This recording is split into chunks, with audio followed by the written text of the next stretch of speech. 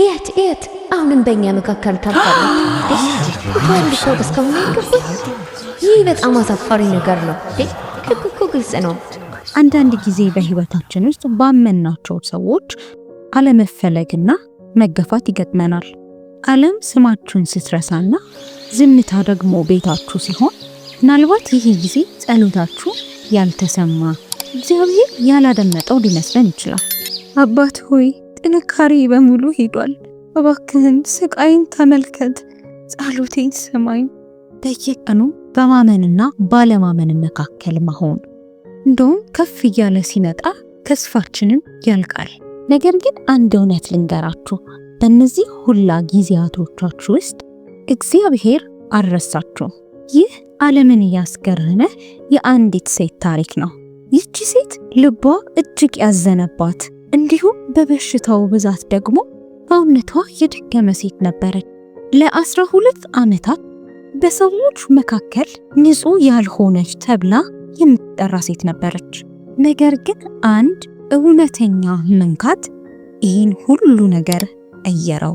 ታዲያ ይህ የእሷ ብቻ ታሪክ አይደለም። ማንም የተገፋ የተረሳ ወይም ደግሞ ልቡ የተሰበረ ሰው ቢኖር ይህ የእርሱም ታሪክ ነው። ያ ቀን ለእርሷ ያ ደም ከሚፈሳት በሽታ የተፈወሰችበት ብቻ ሳይሆን ምህረትን፣ መወደድንና መፈለግን የተቀበለችበት ቀን ነበር። ታዲያ ይህ የእምነት መንካት ለሷ ብቻ ሳይሆን ዛሬም የእግዚአብሔር እጅ ያንቀሳቅሳል።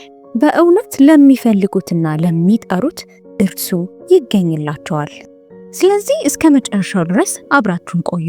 ምናልባት በሷ ፈውስ ውስጥ እናንተም የራሳችሁን ተአምራት ትቀበሉ ይሆናል።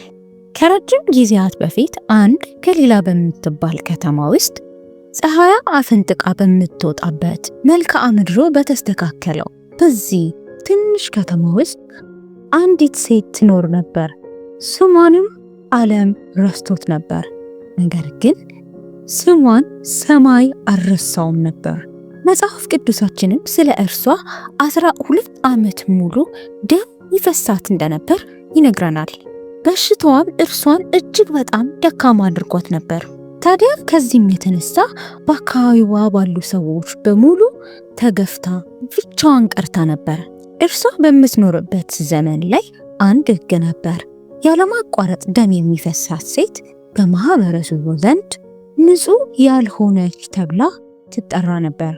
ይህም ማለት ማንንም ሰው መንካትም ሆነ የተለያዩ ማህበረሰቡ በሚያዘጋጃቸው ዝግጅቶች ላይ መሳተፍ አትችልም ነበር። ከ12 ዓመትም ጀምሮ ደም የሚፈሳት ሴት ነበረች። ከብዙ ባለመድኃኒቶችም ብዙ ተሰቃየች። ገንዘቧንም ሁሉ ከስራ ባሰባት እንጂ ምንም አልተጠቀመችም። የማርቆስ ወንጌል ምዕራፍ 5 ከቁጥር 25 እስከ 26። ታዲያ ደም እየፈሰሳት ነበር ሲለን በዛውም እየነገረን ያለው አቅም እያጣችና እየደከመች እየመጣች እንደነበር ነው። ለ12 ዓመታት ሙሉ ህይወቷ በህመምና በተስፋ መቁረጥ የተሞላ ነበር። ቀናቶች እየተቆጠሩ ሲመጡ የእሷ ከሰውነቷ የሚወጣው ደም አላቆምም። ይልቁንስ ዕለት በዕለት ይፈስ ነበር። ይህ ደግሞ የእሷን ስቃይ እጅግ አከበደው። ሁል ጊዜም ትጠይቅ ነበር፣ የኔ ፈውስ መቼ ነው የሚመጣው? ምናልባትም አንዳንድ ጊዜ መፍትሄ በራሷ ትፈልጋለች። ታዲያ በዚህ ባህልም እንደዚህ ያሉ መረጃዎችን ትሰማለች፣ ባለመድኃኒቶች እንዳሉ። ነገር ግን እነዚህ ባለመድኃኒቶች በነፃ ሳይሆን በክፍያ ነበር። ይህንንም ስትሰማ እድሏን ለመሞከር ወሰነች። ምናልባትም እኮ ልትፈወስ ትችላለች። ወደ ተባሉትም ባለመድኃኒቶች ጉዞዋን ጀመረች። ባለመድኃኒቱም አያትና ቁጭ በይ አንቺ ሴት ብሎ አላት። እስቲ ምን ያህል እንደሚሰራ መድኃኒቱን እናየዋለን። እርሷን ተቀብለው መጠጣት ጀመረች። ነገር ግን ያላትን ያክልም እንኳን ብትጠጣ ህመሟ ከእርሷ አልሄደም። ይልቁንስ እየባሰና እየጨመረ መጣ። እርሷም ያላትን ሁሉ ለባለመድኃኒቶች መፍትሄ ፈልጋ ጨረሰችው። ከዚህ ሁሉ ግን ያተረፈችው ብዙ ህመምና መጎዳትን ነበር። በቀጣዩም ቀን እርሷ ወደ ገበያው ስፍራ ወጣች። በዚህም መካከል ሰዎች ወደ እርሷ ሲቀርቡ ሲያሟት ትሰማ ነበር። እንዲህም ሲል ሰማች፣ እርሷ ንጹሕ አይደለችም፣ ወደ እርሷ አትጠጉ፣ እሷ በዚህ ልትሆን አይገባትም። ይህንንም ስትሰማ ልቧ እጅግ አዘነ። እንባዋንም ለመደበቅና ለመቆጣጠር እየሞከረች ጉዞዋን ቀጠለች። ማንም ወደ እርሷ መጠጋትም ሆነ ከእርሷ ጋር መሆን አይፈልግም። የሚወዳት የሚቀርባት የለም። ይልቁንስ እርሷ ሁል ጊዜ በሀፍረት አንገቷን እየደፋች ትሄዳለች። በትንሿ ቤቷ ውስጥም ሆና ታዝን ነበር። የሚያጽናናት ባል የላትም። መቶ የሚጠይቃት ጓደኛም የለም። በዚህ ሁሉ ድካምና መገፋት ውስጥ እንኳን ብትሆንም ግን ጥቂት የሆነ ተስፋ በውስጧ ነበር። ይህ ተስፋዋም ሞትን እምቢ እንድትል አድርጓታል። በምትሄድባቸው ቦታዎች ሁሉ መድኃኒትን ፍለጋ አንድ ተመሳሳይ መልስን ታገኝ ነበር። ይህም ማንም ሰው ሊረዳሽ አይችልም፣ ይህ የማይድን በሽታ ነው የሚሉ ምላሾች ነበሩ። ለ12 ዓመታት ያክል ለመገፋትና ተቀባይነት ባለማግኘት ኖራለች። ነገር ግን አሁንም ቢሆን ተስፋ አልቆረጠችም። አንድ ነገር በውስጧ ታምን ነበር። አሁንም ቢሆን የሷ ነገር እንዳላበቃ እንዲሆና እንደማትቀር ታውቅ ነበር። ይህም እምነቷ በአንድ ቀን በአንድ መንካት የ12 ዓመታት ታሪኳን የሚቀይረውን እንድታገኘው ሆነ። ሁሉም ሰዎች ከእርሷ ጋር መሆን አይፈልጉም። ከእርሷ አጠገብ መራቅን፣ መሸሽን ይመርጡ ነበር። ባለመድኃኒቶችም ቃላቸውን ሳይጠብቁ ብሯን ብቻ ወስደው ባዶዋን አስቀሯት። ማንንም ሰው መቅረብ አትችልም፣ መንካት አትችልም። አብራ መቀመጥም ሆነ አብራ መመገብ አትችልም። እርሷ እየተገፋች እየተናቀች ነበረች። ብቸኝነት የእርሷ ብቸኛ ወዳጅ ሆነ። ህመሟ ደግሞ የእርሷ ጥሩ አስተማሪ ሆነ። ዝምታዋ ደግሞ ልክ እንደ እስር ቤት ሆነላት። አሁንም ቢሆን ግን ፈውስን ትፈልግ ነበር፣ ትጸልይ ነበር። ነገር ግን የትኞቹም ቢሆኑ ፈውስን አልሰጧትም። መራራ የሆኑ መድኃኒቶችን እንዲሁም የብዙ ውህድ የሆኑ የቅጠል መድኃኒቶችን ትወስድ ነበር። እነዚህ ሁሉ ግን ሰውነቷን ለማድከምና አቅም እንድታጣ ከማድረግ ውጪ ምንም መፍትሄ አልነበራቸውም። እነዚህን ሁሉ ነገሮች በተስፋ አደረገቻቸው። ታዲያ በአንድ ምሽት በቤቷ ውስጥ ሆና ተንበርክካ እንዲህ መጸለይ ጀመረች። ምናልባት እግዚአብሔር ሆይ ትሰማኝ ይሁን፣ እባክህን ከዚህ በሽታ ገላግለኝ። ይህንንም እየጸለየች በልቧ አንድ ነገር ታስብ ነበር። እውነት ግን እግዚአብሔር ይሰማኛል? ይህም ሐሳብ እምነቷን እየሸረሸረው ሄደ። ቢሆንም ግን በውስጧ የቀረ እምነትና ተስፋ ነበር። ይህም ደግሞ ሕይወቷ እንዲቀጥልና ነገን እንድታስብ አደረጋት። ታዲያ በአንድ ቀን ጠዋት የሰዎችን ግርግርና ድምፅ ሰማች። በድምፃቸው ውስጥም አንድ ስምን ደጋግሞ ይጠራሉ። እጅግ በጣም ደስተኞች፣ ተስፋ የተሞላባቸው ድምፆች ይሰሙ ነበር። በዚህም ጊዜ እንዲህ ይሉ ነበር፣ እርሱ የታመሙትን ይፈውሳል፣ አዎ እርሱ የማይነኩትን ይነካል፣ የሚገርም ነው እየተባባሉ ሲያወሩ ሰማች። ይህንንም ስትሰማም ልቧ ውስጥ አንድ እምነትና ተስፋ ለረጅም ጊዜያት ያልተሰሟትን ተሰማት። ይህ ከሌሎቹ ጊዜያት የተለየ እንደሆነም ታውቋት ነበር። ያደረጋቸውን ታሪኮች በሙሉ ማስታወስ ጀመረች። ለምጻሙን እንደፈወሰ፣ ኃጢአቷ ይቅር የተባለላት ሴት፣ እንዲሁም ደግሞ ማየት የተሳነውን ሰውዬ ፈውስ። እነዚህ ታሪኮች በልቧ ውስጥ አንድን ብርሃንና ተስፋ አመጡ። እንዲህ ብላ አሰበች፣ ምናልባት የልብሱን ጫፍ ብነካ እፈወስ ይሆናል። አሁንም ቢሆን ሰውነቷ እጅግ ደካማና በበሽታ የተጎዳ ነው። ነገር ግን መንፈሷ መነሳሳትና ጥንካሬ መያዝ ጀመረ።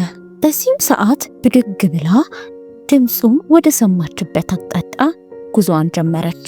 በዚህ መካከል መሄድ ለእርሷ ከባድ ነበር። ትንፋሿ ይቆራረጣል፣ ሰውነቷ እጅግ በጣም ደክሟል። ነገር ግን ከዚህ ሁሉ ያለፈ አንድ ውስጧ የገባ ተስፋ ነበር፣ መፈወስ። በግርግሩም መካከል እየተራመደች መሄድ ጀመረች። በዚህ ሁሉ ዓመታት ውስጥ ብዙ ጊዜ ለመዳን ተስፋ አድርጋ አልተሳካላትም። ነገር ግን ይሄ እርሷን አሁን ከመምጣት አላገዳትም። ውስጧ ትንሽዬ ተስፋ ነበር። አሁን ፈዋሼ ወይም ደግሞ ይፈውሰኛል ብላ የመጣችው ለእርሷ ከምታስበው በላይ ቅርብ ነበር። በዚህ ሁሉ ግርግር ውስጥ ኢየሱስ እየመጣ ነበር። ሰዎቹ እጅግ በጣም በዝተውና ተጨናንቀው ነበር። ፈዋሽ የሆነውን የናዝሬቱን ኢየሱስን ለማየት ይጋፉ ነበር። በዚህ ሁሉ መካከል ግን አንዲት ሴት ነበረች፣ ለረጅም ዓመታት በብዙ ስቃይ ውስጥ ያለፈች። ለ12 ዓመታት ከሰውነቷ የሚወጣው ደም አይቆምም ነበር። ያላትን በሙሉ ለባለመድኃኒቶች የጨረሰች። ይህን ሁሉ ብታደርግ ግን ማንም አልረዳትም ነበር። የተጠቀመቻቸው መድኃኒቶች እርሷን ከማድከምና አቅም እንድታጣ ከማድረግ በቀር ምንም አልጠቀሟትም ነበር። በአንድ ቀን ጠዋት ግን ኢየሱስ ሲያልፍ እንደዚህ አለች፣ ልነካው ይገባኛል፣ የልብሱን ጫፍ ብነካ እፈወሳለሁ።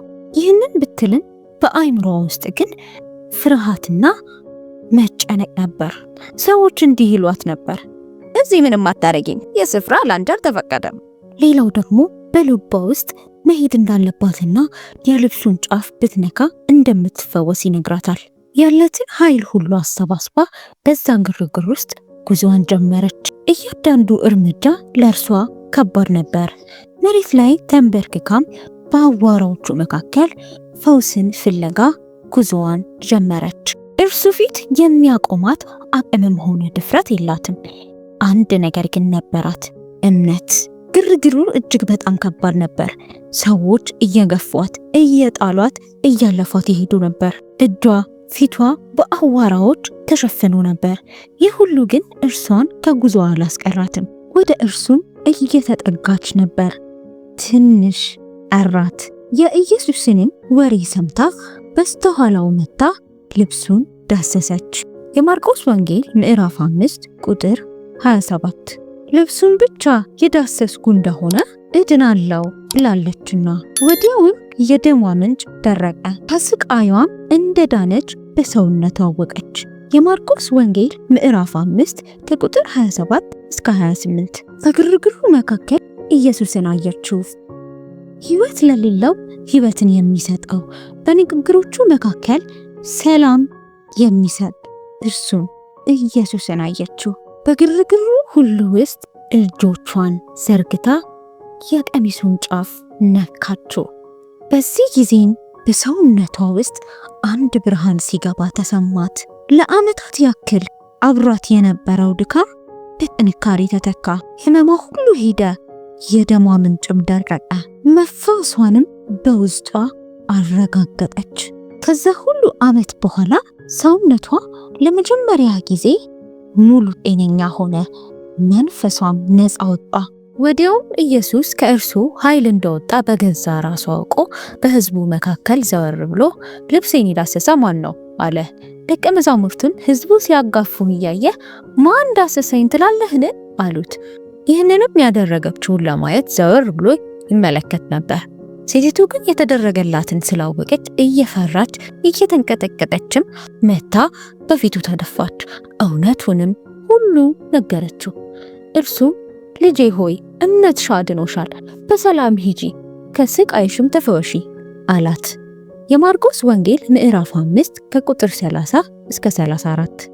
ኢየሱስም ዘወር ብሎ እንዲህ ብሎ ጠየቃቸው፣ ማን ነካኝ?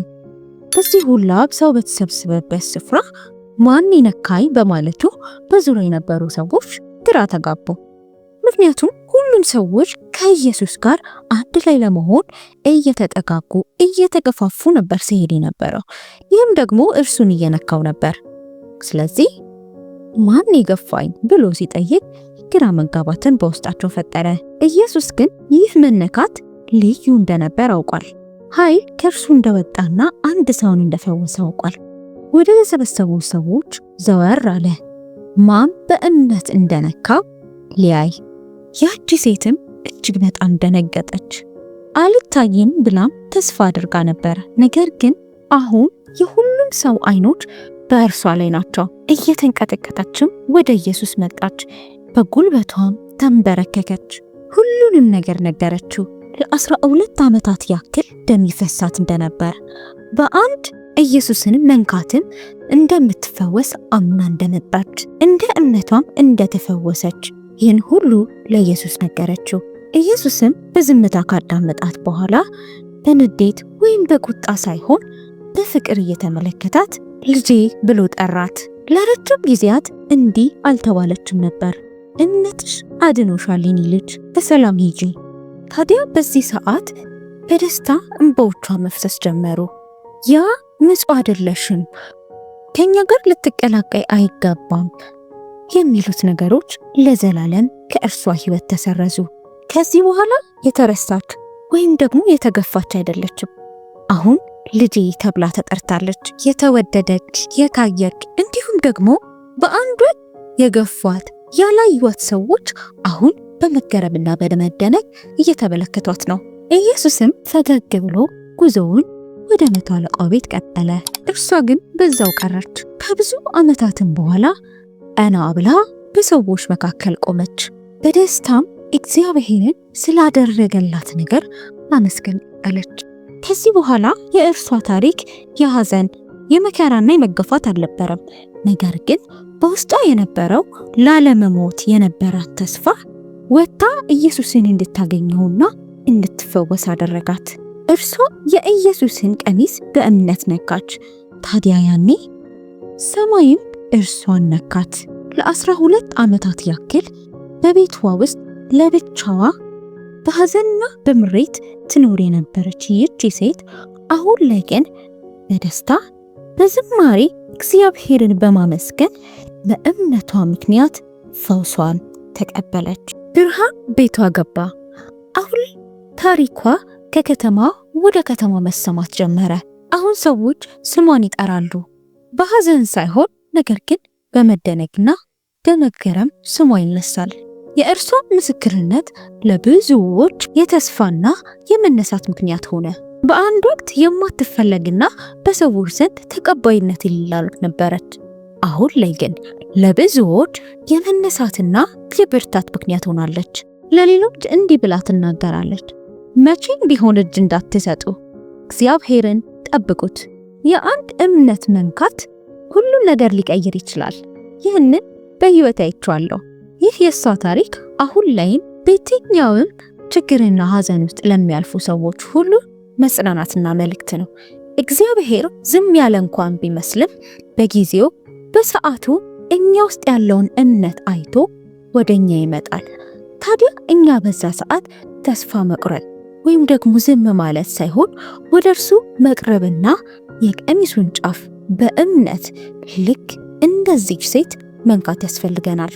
በብዙ መገፋትና ችግር፣ አለመደመጥ፣ አለመወደድ፣ አለመፈለግ ውስጥ እንኳን ብንሆን እግዚአብሔር ጸሎታችንን፣ እንባችንን ይመለከታል።